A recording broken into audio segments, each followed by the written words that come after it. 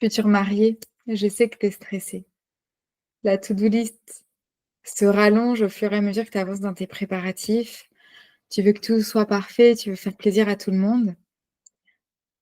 Et là, je vais pas te proposer des conseils pour mieux t'organiser.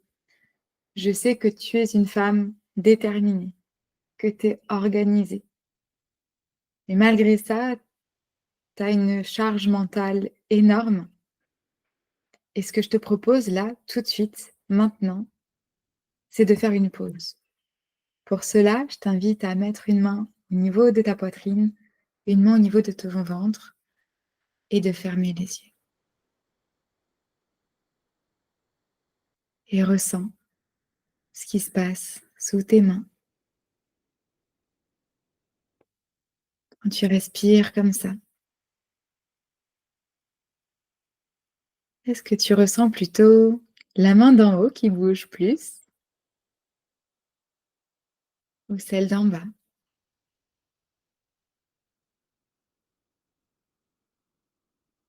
Ne cherche pas à contrôler ta respiration. Accueille-la telle qu'elle est.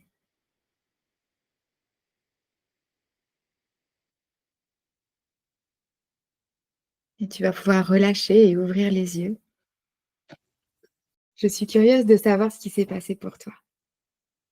Quelques secondes là de pause, ça paraît pas grand-chose, mais ça peut tout changer.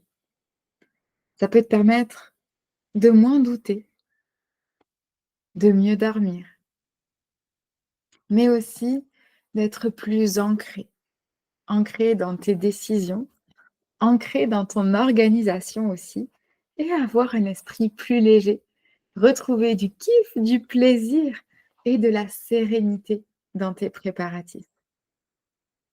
Parce que ma vision, ma mission, c'est d'intégrer le bien-être dans la master to-do list des futurs mariés.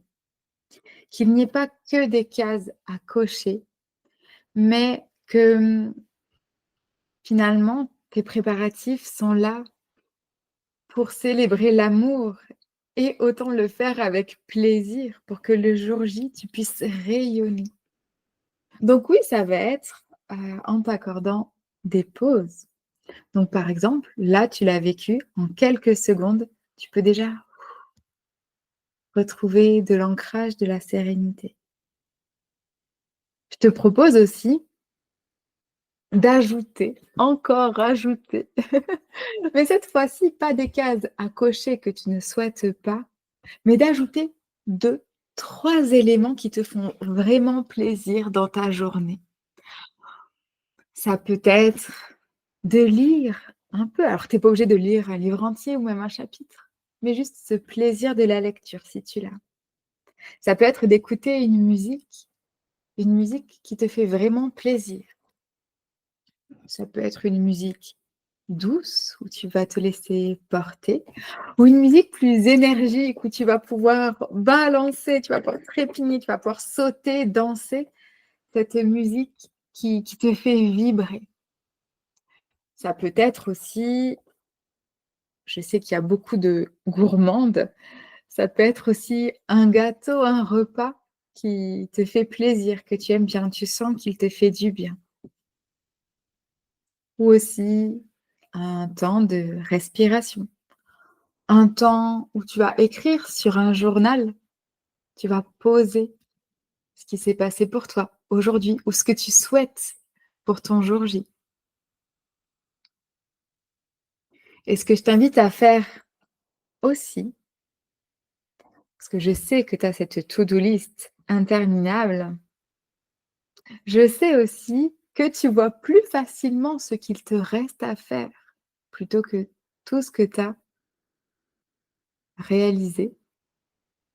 Et pour cela, je t'invite à dédier une note dans ton téléphone ou prendre un cahier, une feuille, un carnet, quelque chose que tu pourras avoir facilement près de toi le soir. Et là, tu vas noter. Tu vas noter chaque chose que tu as faite aujourd'hui. Même les petites choses, parce que tout est important.